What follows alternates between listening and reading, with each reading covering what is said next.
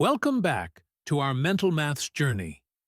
Yesterday, we took our very first step into the exciting world where numbers become our friends and problems turn into fun challenges. We learned that mental maths isn't just about speed. It's about thinking smart, using tricks, and training our brain to work like a calculator. Today, we're going to go a step further.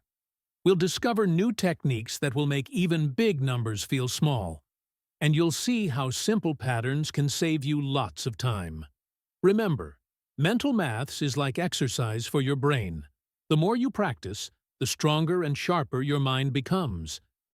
Okay, let's get into examples. In this type of addition problem, we can think of the solution in two parts. The left part will be the sum of 42 and 5, while the right part will be the sum of 3 and 4.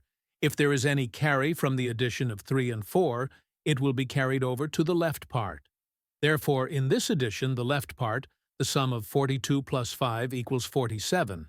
And in the right part, the sum of right part is 3 plus 4 equals 7. And therefore, the total sum is 477. Okay, now try the example 2 on your own.